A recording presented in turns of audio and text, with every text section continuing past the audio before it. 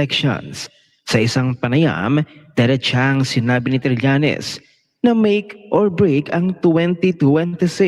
Aniya kapag hindi umusad ang pananagutan ngayon, magiging mas mahirap pang pigilan ang paglakas ng Duterte camp sa mga susunod na taon. Then, Yo. sinasabi ni Senator Amy Marcos, yung pork barrel nila, hindi halatang baboy kasi giniling. Dagdag bawas Yun. na budget. Ito yung budget na dagdag bawas. Contrary doon sa pagsisip-sip ni Senator Tito Soto na the cleanest daw Wala yun. na budget. Kasi kung may unprogram yan, merong allocable, ano pa rin yan? It's still masagwang ba? Ang masagwa yan in a sense na ito'y hindi maganda. Pero maganda yan para sa presidente dahil siya lang may control. Yes. Magandang hapon muli sa ating mga kasama. Nandito na naman si Kuya Goods nagbabalik. At syempre, kung di ka pa nakasubscribe sa ating channel, pa-subscribe na lang po at hit mo na rin yung bell. At kung nahihirapan ka ho na makita o mag-notify sa iyo ang ating video, madali lang po yan. Punta lang po kayo sa YouTube at search nyo po si Kuya Goods at lalabas na po yan. Asong uloy! Ha? Si Trilling! Nag-iiyak. Ano to? Nagsiswi? Na dahil kay BP Sara nawala na ng pag-asa. Iyak ang mama. Buti nga sa iyo. At meron hong binasa sa baraha. Mamaya, may iyakin. Ato ni Rowena Gonzon, nililang tayo ng mga durobo. Kita nyo na? Political commentator kinontra ang pagtawag sa 2026 budget bilang the cleanest budget. Ito ipaliwanag natin. Ang sabi nila, the cleanest budget ngayon. Sabi nila, yung 2025 corrupt budget. Ibig sabihin, kilala nyo na kung sino yung corrupt. Cleanliness budget pala ngayon. Ibig sabihin, walang magnanakaw. Bakit ayaw niyo ipahuli yung corrupt noong 2025? Huwag niyong pinagluloko ang taong bayan. Booking na kayo. Pinagtatakpan niyo yung magnanakaw. Sino ba ang magnanakaw? Bakit niyo masasabi na cleanest budget ang 2026? May pandodorobo noong 2025. Sino ang dumorobo? Tanungin niyo sa kamera. Sino ba ang sticker? Tanungin niyo sa kamera. Taong bayan, alam ho yan. Wag niyong pinagluloko ang sambayan ng Pilipino. Senator Villanueva at ex-senador Revilla naghain ng counter affidavit sa DOJ. Eto na naman. Ang bida naman ngayon, etong issue, na meron na mga masasampahan ng kaso. Actually, nasampahan na kasi may counter affidavit na silang pinapalabas dito Diba? Ngayon, ang sister rito, asa na yung the big fish? Agoy. Wala na ho talaga. Natakpan na ng mga issue. Ngayon, meron pa nga issue na pupunta lang ng Thailand para gumamit ng coke. Kita nyo, sino nagsabi nyo? Si Ate Marlica sa kanyang vlog. Diba? Pupunta lang doon para lang buhay.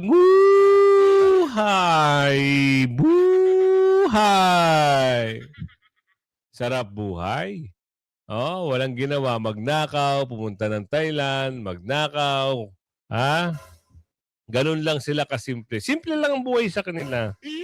Ubusin ang kaba ng bayan sa walang katuturang bagay. Puntahan natin to.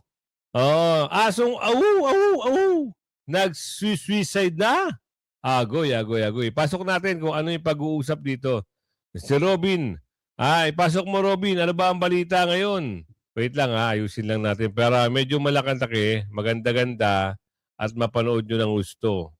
Inamin ni dating Senator Antonio Trillanes IV na posibleng 2026 na ang huling pagkakataon upang aniyay papanagutin ng pamilya Duterte.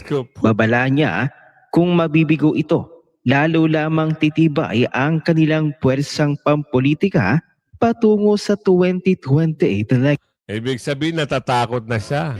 Ito na lang daw ho, 2026, ang pagkakataon nila na mapabagsak si BP Sara. Wala na, hindi nyo na kaya pwersa, no? Bakit kailangan pang sabihin sa taong bayan na kailangan 2026 ang huling hirit ng mga kaliwa at mga durobo, para lang si BP Sara ay hindi makasali o ma-impeach at ma-disqualified itong darating na 2028 election. Ngayon, simplihan natin. Ganto yan. Papaliwanag ni Aling Isabel kung ano yung mga balak nila. Oo, wala naman talagang problema kay BP Sara eh. Bakit? Sinabi ba ni Saldico na kumurakot si BP Sara ng bilyon? Wala. Di ba? Doon pa lang, tapos na ang karera nyo. Di ba? Ngayon, ang siste,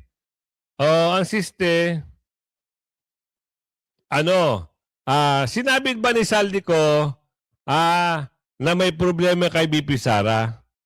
Wala rin.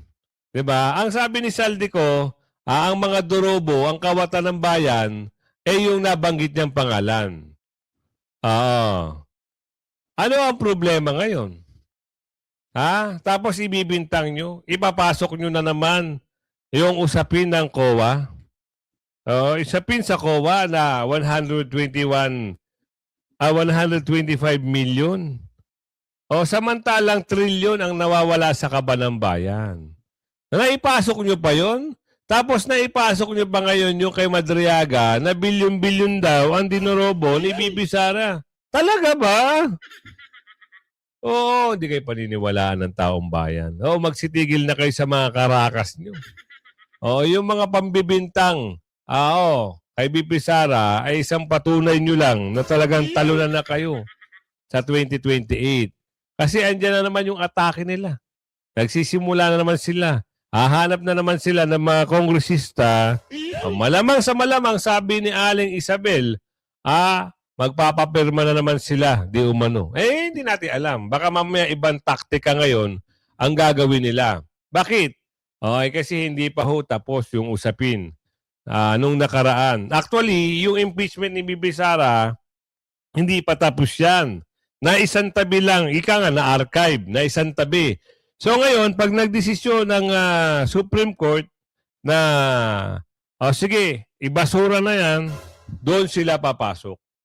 Papasukan na naman nila yan ng panibagong file. So ngayon, gugulo na naman sistema, gugulo na naman sitwasyon. Ito nga naglalabasan na eh. Diba? Papasok na ho ang second week. Pag pumasok ng February, ayan na. Kita nyo? Nagsimula na sila, yung mga kakampi kay BP Sara at nagtatanggol kay BP Sara, gusto nila iparesto. Si General Pokis. Ngayon, meron naman silang banat. Dahil nagsalita ito si Manong Chabit, si Manong Chabit din, gusto nilang kasuhan. Nanghihikayat daw. Nang ano na naman? Anak ng bugi naman, oo. Tuloy. Elections. Sa isang panayam, diretsang sinabi ni Trillanes na make or break ang 2026. Aniya kapag hindi umusad ang pananagutan ngayon, magiging mas mahirap pang pigilan ang paglakas ng Duterte camp sa mga susunod na taon. Aniya, itong 2026, make or break na to. Pagka hindi mapanagot yung mga Duterte ngayong 2026, ay palakas na yan sila nagpalakas. Aminado sila. Solid South na tayo. Hatakin na natin yung North pa South. Yung mga taga-North, kaway-kaway naman dyan. Type nyo sa comment section, Solid Duterte na kami. Wala na kami sa bangag. Type nyo dyan, Solid Duterte na kami. Yung mga taga-North dyan, na talagang wala nang pag-asa sa kanilang amo. Yung iba dyan nagsilipat na. Diba? Totoo naman. Ngayon, aminado sila na wala na talaga silang laban kay BP Sara. Kahit anong klaseng paninira ang kanilang gawin. Paikot-ikutin nila, gumamit sila napakaraming tools, magbayad sila, wala hong naniniwala. Pansinin nyo bakit? Tignan nyo yung mga post nila, tinatawanan. Tignan nyo yung mga vlogger nila, wala nang nanonood. Pansinin nyo yung mga Duterte vlogger. Simple lang tayo pero Sa tulong nyo, share nyo lang yung video natin, papaabutin natin ng 100,000. Lahat lagi ang ating ating mga viewers. At mas marami pang magsasubscribe sa atin.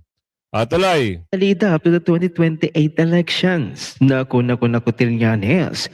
Mukhang aminado ka na sobrang lakas talaga ng mga Duterte. Yes, of Kaya ba course, todo of course. effort at nagkukumahog na kayo ngayon ng mga kakamping at loyalista ngayong 2026? Samantala'y mali ang iginiit ni dating Ilocos Sur Governor Luis Chavez Singson na hindi na dapat ipagpaliban ang panawagang pagkilos laban sa katiwalian sa gobyerno. Ayon sa kanya, sa lalong madaling panahon, isasagawa ang isang one-time, big-time rally na magtatapos sa marcha patungong Malacanang. Aniya, mag-schedule tayo ng isang one-time, big-time rally.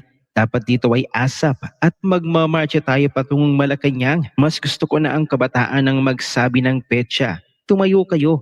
Huwag kayong matakot dahil kinabukasan nyo ito. Sa isang press conference, Yan. Dahil sa press conference na yan, di ba, nagsalita si Manong Chavit. Binigyan na naman nila ng kulay. At sinagot ng isang spokesperson na tagapagsalita ng AFP na hindi sila, ayaw nila ng partisan. Nagtatanong si Aling Isabela, parang yung pakiramdam ni Aling Isabela ay meron kayo pinapanigan. Nakikiramdam lang si Aling Isabela. Ngayon, ito sa binanggit ni Manong Chavit, for sure. Dahil may nabalita at nabalita na maaari, pwede, nakasuhan. Ano naman ikakaso nila? Malamang, kagaya dun sa ikinaso kay General Pokis. Ganon sila. Pag against sa government, kahit nakikitaan ng hindi maganda, ay gagawa na ho ng kwento. Gagawa na nila ng eksena. Kita nyo, para manahimik lang. Huwag naman ganun. Pangit yan. Be fair. Para saan pa yung sinabi ng saligang batas na yung freedom of expression, freedom of speech ay nasa Constitution. Diba? Mapunta tayo sa usaping nilinlang tayo. Kasi, ang nangyayari ngayon, ganito. Ano yung Kuya Goods? Talaga namang nilinlang. Magpapaliwanag niyan si Atty. Guanzon. Tuloy natin. Thing as pinakamalinis na budget, baka ibig nilang sabihin wala na daw pork barrel. Meron. Kahit sabihin mong malinis ang budget, madudumi naman yung nag-i-implement. Ganun pa rin. Opo. Diba? Kung magnanakaw pa rin dyan sa DPWH. Opo. Attorney, meron...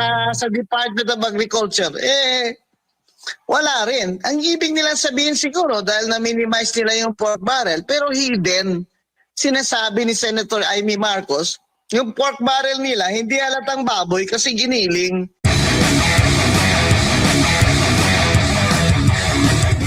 Happy New Year po sa inyo, Attorney. At ito nga, ang bagong taon at may pirmado na rin po itong ating budget ngayong taon, Attorney. Ano bang masasabi po ninyo dito? Ang Malacanang sinasabi, pinakamalinis daw itong budget natin ngayong taon, Attorney. Pinakamalinis. Meron bang, if there's such a thing as pinakamalinis na budget, baka ibig nilang sabihin wala na daw pork barrel.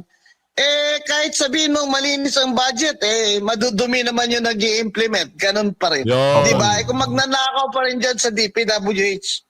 Opo. Attorney, meron... Sa Department of Agriculture, wala rin. Ang ibig nilang sabihin siguro dahil na-minimize nila yung pork barrel, pero hidden. Sinasabi ni Senator Amy Marcos, yung pork barrel nila, hindi halatang baboy kasi giniling. Opo. Dito nga po, ang sinasabi, yung tinuturing po yung pork barrel, alin po ba dito sa budget natin ngayon yung nakikita po yung red flags? Tingnan mo yung DPWH, malaki pa rin ang budget niya. Ano naman problema niyan? Dahil infrastructure drives drives also the economy because of the construction. Pero kung titingnan mo, dapat dinisclose nila sa atin, alin dyan? Kasi sinasabi kasi nila, wala na daw flood control projects except doon sa may mga foreign funding. Hindi naman nila sinasabi sa atin, alin doon ang may foreign funding para ma-monitor din ng mga bansang inutangan nila. Ibig sabihin, nangungutang pa rin ang administrasyon ni BBM Opo. para dito i-funding sa budget na ito na nanakawin lang din ng mga corrupt. Yun ang problema kasi basic eh. We are a poor country. Tapos ganyan kalaki ang budget nyo, 6.7 trillion, di deficit pa rin. Kasi ang sabi nga ni Secretary Recto, 1.6 trillion pa ang utang na babayarin dyan bawat taon-taon. Grabe, Di deficit yan. Saan nila kukunin yan? Hindi sa taxes natin. Wala na yung 1.6 trillion. Kaya pa bang bayaran yun? Kung ito ang namumuno, naku po, malabo sa malabo. Hindi lang natin alam kung 1.6 trillion lang. Kasi nung nakaraang nakatala, parang umabot na sa 15 plus trillion. Diba? Yung utang ng Pilipinas. Diba? Kinuwenta nga ng isang magaling na ahensya kung halimbawa, ikaw may utang ka na ganito. Halaga. Hindi mo naman inutang yun. Inutang ng gobyerno. Pero kasama ka kung sakali, kasama ka sa magbabayad. Kawawa ang Pilipinas. Babangon pa ba? Tanong ni Aling Ledesma yan. Political commentator, kinontra ang pagtawag sa 2026 budget bilang the cleanliness. Ito yung cleanliness na sinasabi. O sige, sabihin na natin cleanliness. Oo, pinakamalinis kuno. O sabihin natin pinakamalinis. Ano pa yung 2025? Nagtatanong lang naman. Ano yung problema ng 2025? Di ibig sabihin, magnanakaw nga yung nakaupo ng 2025. Na ano? Saan? Di sa kamera. Kasi dito lumabas, malinis Oo. Binito na yan Pero malinis. Pero kinontra yan ng isang political commentator. Sino siya? Nalulula ako dito sa mga bawas Bawas, kaya tinawag ko yan doon kahapon sa post ko na dagdag bawas Yun. na budget. Ito yung budget na dagdag bawas.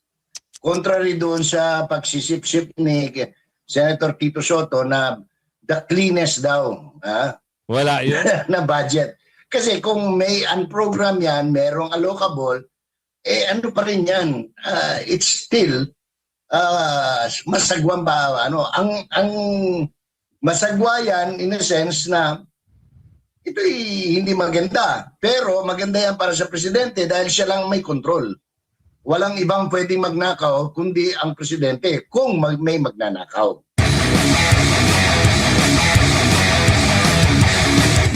Noong 2025 State of the Nation Address ni Pangulong Bongbong Marcos, sinabi niya, and I quote, "Therefore, for the 2026 national budget, I will return any proposed general appropriations bill that is not fully aligned with the national expenditure program."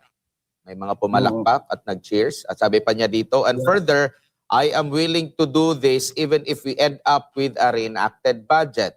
Tinalakpakan ulit siya. Tapos sinabi pa niya, hindi ko aaprubahan ang kahit anong budget na hindi alinsunod sa plano ng gobyerno para sa sambayan ng Pilipino. Sa tingin niyo po, natupad ito ng Pangulo considering marami pong mga budget dito na iba yung original sa naipasa mismo na budget. Tumaas, Manong J. Ang sabi niya, dapat naayon sa National Expenditure Program. Pero may mga pagtaas tayong nakikita. Sa tingin niyo po, naging makatotohanan si Marcos Jr.? Malabo. No. Ewan ko kung sino ko. Kasi siya Padilla ba yung kumanta ng Mambobola? Ganon, di ba? May kantang ganon. Kasi kung tingnan mo, ang dapat nakaangkla yung GAA doon sa NEP. Ang NEP, National Expenditure Program, yun po ang sinusumiti ng gobyerno sa Kongreso, ng executive sa gobyerno sa Kongreso, para maging gabay nila sa pagpasa ng panukalang gastusin. Yun na. Apparently, marami hindi nasunod. Tingnan natin, himay-himayin natin. Halimbawa sa Department of Tourism, ang sabi ng Department of Tourism, kailangan namin ng 500 million. Pero ang inaprubahan nila, 1 billion. Nagdoble, no? Binawasan naman sa budget yung foreign assisted project na binanggit ko na kanina, no? na originally 70 billion ang requirement dyan, naging 17 billion na lang. Grabe. No? So, apektado na ngayon yung palintuna ito dun sa speech ng presidente. Ngayon, yung farm to market road, 52.3 billion, ang dami, nalulula ako dito sa mga bawas eh. Bawas, kaya tinawag ko yan doon kahapon sa post ko na dagdag bawas na budget. Ito yung budget na dagdag bawas. Ito, Manong Jay. May nagtataka ho kami. Bakit yung foreign project dapat yun nga yung maganda para sa infra ng Pilipinas? Bakit talaga namang parang kinawawa talaga nila yung foreign project? Ano? Wala naman kasi magandang proyekto o kontrata ang nagagawa ng lokal. Dinodorobo lang ng mga kontraktor, mga DE kuno, umano, di umano, na nakadyan, nakapesto sa ahensya na makontrobersyal. Ngayon ang tanong, bakit yung dapat 70 billion na pondo sa sa foreign contractor o foreign project, ano nangyari? Ibig sabihin, ayaw nilang maging masaya, maging magbago ang Pilipinas. Gusto nila gusgusin, gusto nila hindi makasabay, at gusto nila magka-traffic habang buhay. Bakit? Yung subway nga di ba? Kung subway, tinatrabaho na sa panahon ni Tatay Digong, ngayon yung pondo, kita nyo, binawasan. Paano pa magagawa? Yung pinangako ni Tatay Digong na hanggang Cavite, yung LRT extension, hanggang, C5 extension, di pa nag-ooperate pa ata. Nagtatanong lang ho kami. Gusto nyo ba ganun na mangyari? Malamang sa malamang kasi 17 billion na lang natira. Ayun, sabi sa video. Sa club, di ba? Mapunta naman tayo dun sa hula. Yung iba kasi hindi ho naniniwala sa hula. Yung iba naman naniniwala. Pero ituloy muna na natin to. Maganda tong usaping ito. Pero doon sa pagsisip-sip ni Senator Tito Soto na the cleanest daw Sip-sip. na budget. Kasi kung may unprogram yan, merong allocable, ano pa rin yan? It's still masagwan pa. Ang masagwa yan in a sense na ito'y hindi maganda. Pero maganda yan para sa presidente dahil siya lang may control. Walang ibang pwedeng magnakaw kundi ang presidente kung may magnanakaw. Opo. Dito naman po sa naging pahayag ng chairman ng APRO or sa finance dyan po sa Senado, si Senator Sherwin Gatchalian. Sinabi po niya na meron daw bubuuin sila, katuwang ang nasa Kamara, na oversight committee. Sa tingin niyo po, mapagkakatiwalaan itong bubuin na oversight committee kung saan ang sinasabi kasing mga involved dito ay mga politiko which is nandyan po sa Kongreso at sila rin yung magtitingin o di kayo mas maigi na magkaroon talaga ng independent, yung lehitimong independent na hindi rin pinili po ng gobyerno para tumingin din po dito, Manong Jay. Alam mo, pag sinabi mong maglalagay ka ng oversight, inaamin mo na may mali doon sa ginawa. Kasi ba't ka maglalagay ng oversight kung kampante ka na maayos yung ginawa? Tama nga. Kasi alam nila from the very start, bago pa man pirmahan ni Bongbong Marcos, yung GAA, sablay na, may sablay na. Kasi nga, noong yung, saan ka naman nakakita, hindi naman humingi ng increase, i-increasean mo. Tama. Pagkatapos saan ka nakakita, BICAM, dapat ang nag-uusap, Senado at Kongreso, pagkatapos maniningit yung mga taga-executive. Hindi naman gano'n. Yun nga nakita natin Parang biglaan din na pagkatapos ng pagkatapos ng bagong taon, eto na sila, ang bibilis. Ang bibilis nila. Pero alam naman natin na wala, talagang pinagluloko na lang nila ang taong bayan. Lalong-lalo na sa usapin na ito. Na bakit nasama sa tarot reading itong si Au Au Hindi ko pa to na gusto kong malaman kung ano yung usapin patungkol sa kanya. Baka siguro talagang oo, luhaan na naman siya kapag hindi niya nagawa yung kanyang plano, talagang iiyak siya hanggang dulo. Oo, sabi nga doon sa unang video, last na raw to. Talagang oo, kahit anong gawin nyo, kahit anong pilit nyo, universe na ang nagsasabi na ang susunod na presidente ay babae mula sa South. Davao. Specifically, Davao. Sino siya? Walang iba kundi si BP Sara na. Tuloy. Kilala bilang Antonio Agoy, Trillanes. ano yan? Pinanganak August 6, 1971. Naku Ah. po. Ito, ano ko nito parang alala ko siya yung Oku Mutiny, parang gano'n. Hindi ko man ho alam yun. Kinuwento ko na rin. Ibig sabihin, naabot ko talaga siya, di ba? Ito po. Again and again, this is for entertainment use. At kung ano man pong mabasa ko rito sa tarot, ito po ay hindi ko siya kilala in person. Alam ko lang siya bilang, yun nga, si Antonio Trillanes. Tapos, napapanood ko siya pagdating sa mga debatihan. So ngayon, ito nga po, tiningnan ko pa po siya dito kung anong profile niya kasi hindi ko talaga siya kilala. So kung anong mabasa ko rito ay itapon ang pangit, yung maganda ang ating tangkilikin at nawa po'y wala. Tamaan ay wag magagalit. Ayan. Antonio Trillanes, ito po ay request ng mga tao. Pakita mo sa akin, Tarot, kung ano nakikita mo kay Antonio Trillanes. Yan.